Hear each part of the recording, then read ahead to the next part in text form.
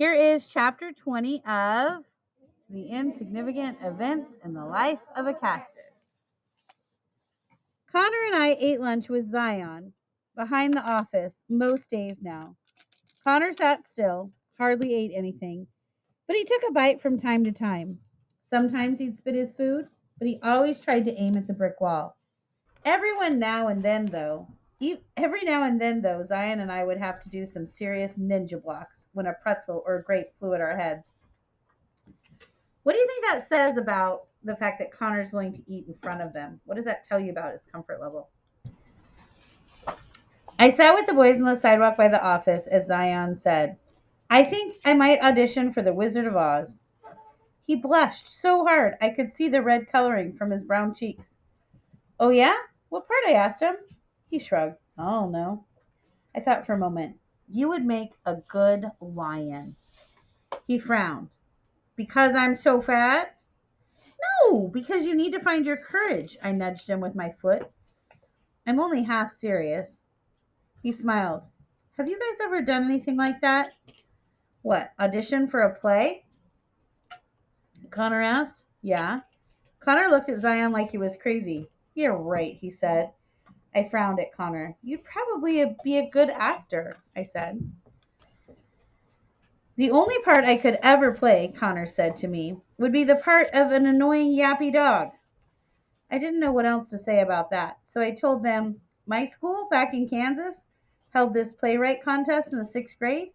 Anyone could submit their own ideas for a plot and script for a play. The winner got to have their play produced.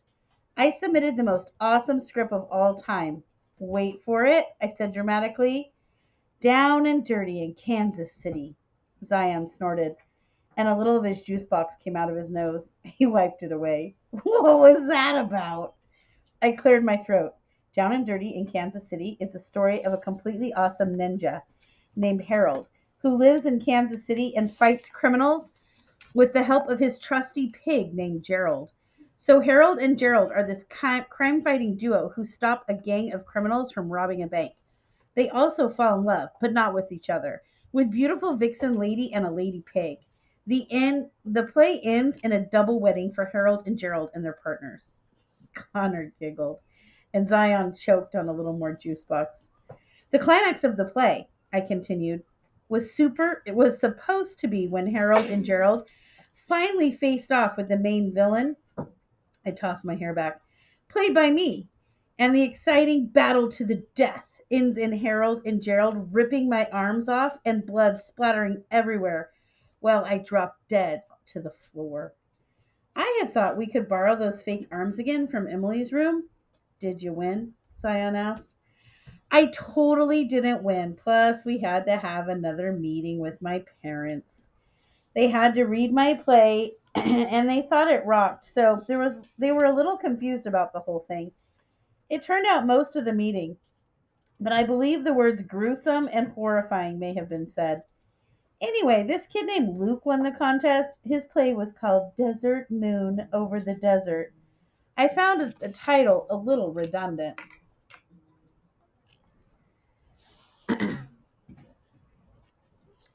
But I guess the judges thought his work was spectacularly creative.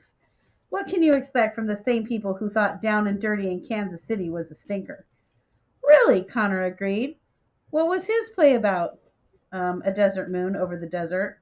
It was about a moon, seriously, that looked down over the desert. I'm not kidding.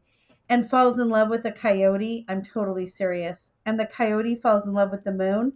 Of course, the moon and the coyote can never be together, so the coyote howls and eventually befriends a cactus, and everything turns out all right.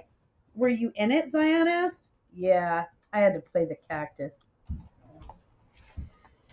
My costume was this drab green, so I wasn't bright enough on stage. We had to spray the whole thing with sparkle spray paint.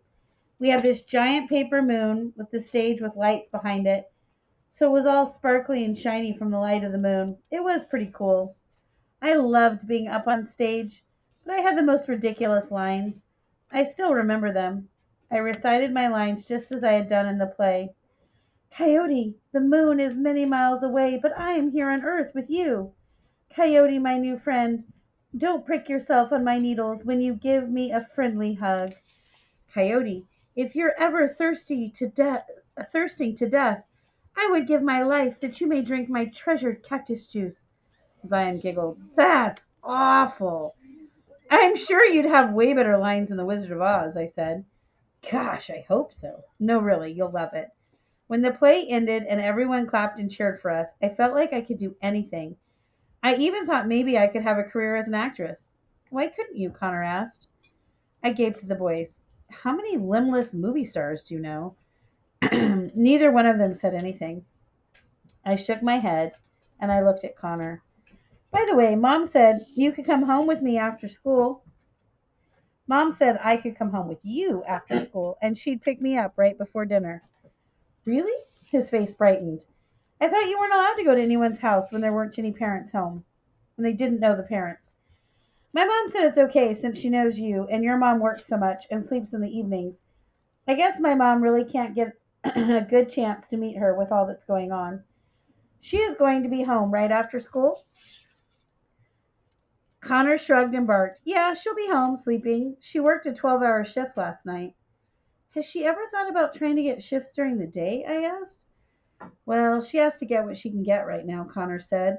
And this job pays well. He looked at Zion. You want to come over too? Zion shook his head. Dentist appointment. He grimaced. The next support group meeting is coming up, I told Connor. Support group meeting? Zion asked. Connor grinned. Don't you mean social event, even? I glared at Connor while I spoke to Zion. It's just a little group that meets at the hospital every month. Sorry, Zion, Connor said. For freaks only. Hey, I cried. No one there is a freak, especially not you. Connor blinked his eyes, shrugged, and barked. If you say so, Avon. I let out a loud breath. Anyway, my mom's already planning on taking us. Connor raised his eyebrows. Such peer pressure. I guess I have to go in that case. Yes, you do.